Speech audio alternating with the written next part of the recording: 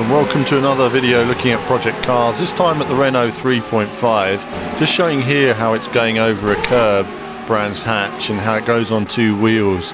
I'm going to mention a few issues in this video, and I thought this quick clip before we started would show sort of how rigid it was and how it just didn't take curbs at all, and I'm going to talk about that more in the video.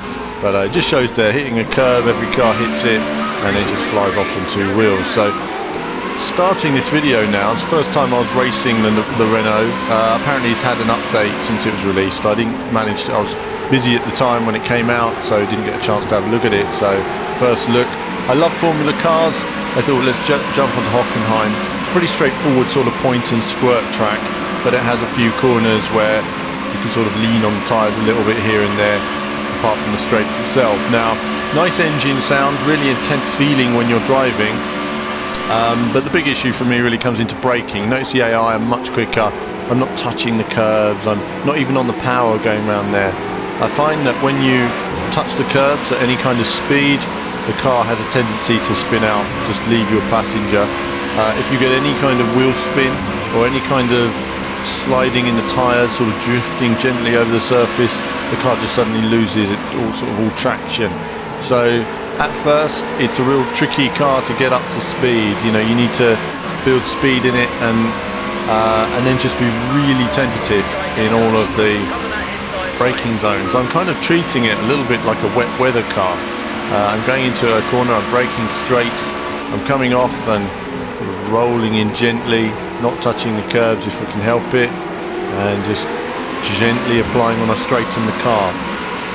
If I was accelerating before the car was straight, for example, my normal style, controlling steering acceleration, so as I'm exiting a corner, I'm applying acceleration to move the car out, to use all the circuit available.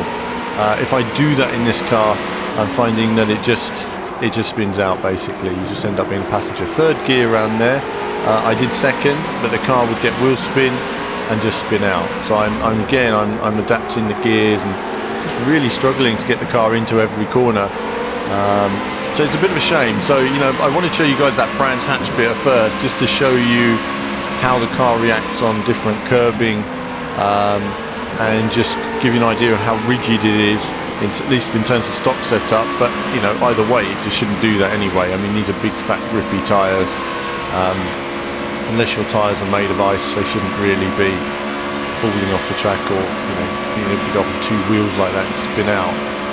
So now I'm very conscious of the AI, and this whole race is just me trying to just hold the AI off, you know, being as gentle as I can on every corner and just being really disciplined about my driving style. This next corner here is one where you'll see I get faster as the race goes on. You just get better grip in your tyres as they heat up, I guess, and you just have more grip through this corner.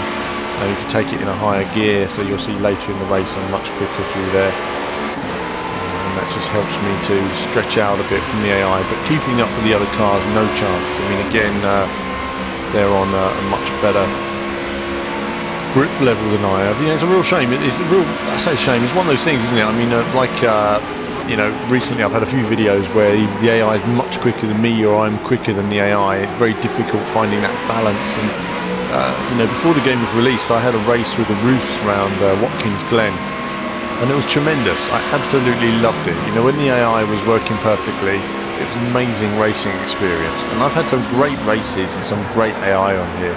It's been brilliant. But there's also times where I've had very frustrating races, and that's not just about this title, it's about AI in general and a whole bunch of racing games. I mean, they are tricky to get right, and I'd rather they'd be more dynamic here than, say, stuck to the racing line like you get in, you know, say Gran Turismo, or, you know, too hard in terms of bumping you off every corner. That's quite frustrating as well. So at least the AI here are searching for a way through that's clean. They can have a jostle sometimes, you can get a few bumpy wheels, but you generally know where the AI are and where they're quick. And I know generally if I'm far enough ahead to contest the AI on the corner, where to position the car to get them to back off sometimes. Having said that though, I'm just trying to keep the best speed I can up and try and keep as close to the cars in front as possible. and just try and focus. It's actually requiring really lots of focus generally. It's really hard work racing at the moment, just trying to be very precise with car positioning, because I was tippy-toeing this whole race and wasn't necessarily able to enjoy the experience. I won't be racing this car again, at least not in its current form, but I will be sticking to the IndyCar, because the IndyCar is a completely different story. It handles well, leans more in its tyres. It's more like the other Formula cars that were all great fun to drive. So I don't know what happened with this car. It just it's just not on the same league as the other cars in the game. And driving this reminded me, I did a video, and I'm sure it's still on the channel somewhere, a Ferrari Challenge. Is it Ferrari Challenge, the one Cycling Lab involved in a few years ago?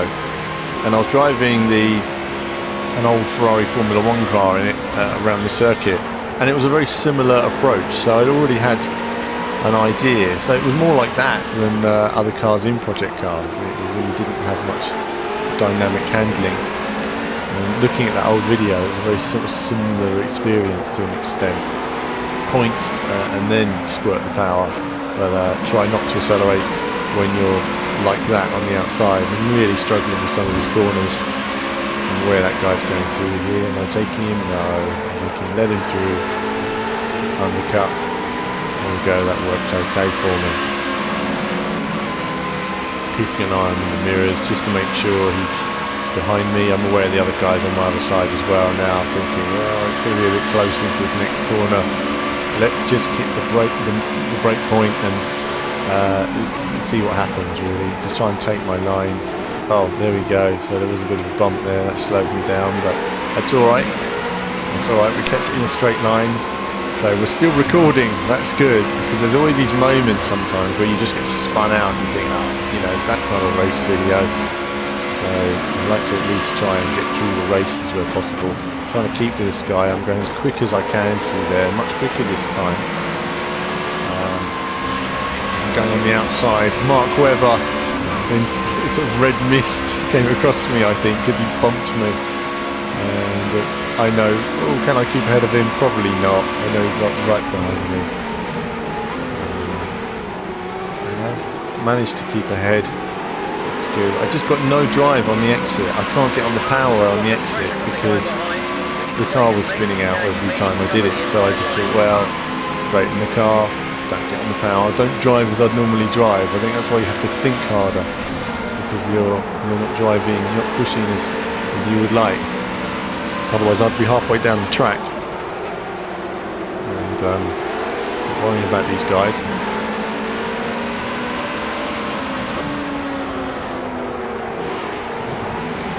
Going really wide there. The car just wasn't gripping for me at all, but keeping it together that time. I just find that there's no grip in the stadium. It's almost like, there's actually some positive camber there on a couple of those corners, but in real life, but there's just no feeling of camber there at all. So, I miss old Hockenheim. This was a great circuit, and I think what was great about it was the weather would affect different parts at different times. You could have rain at one end, dry at the other. Epic speed all the way. Such a shame to lose this from the calendar. New Hockenheim is soulless to me. It's lost its soul, and it's just not what it was anymore. And I think that's such a shame for Formula One and motorsport in general. There was always that challenge to the circuit, and they've taken it out. It's such a shame we've lost this from the calendar, because I think circuits had more individuality before the tilt generation, and now they're all about smooth precision, big wide circuits. We've lost the challenge of driving in that sense, doing something new, something different.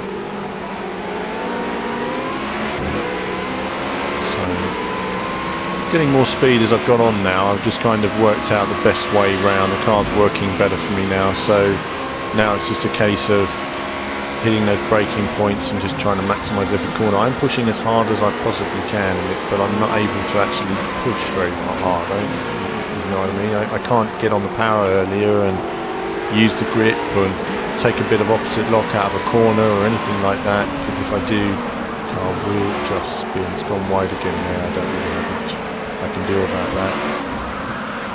Oh, and I've spun out now, so that was it. Got to the end, I thought maybe the car will hang on, but alas, it didn't. And that's the end of this video on Project Cars.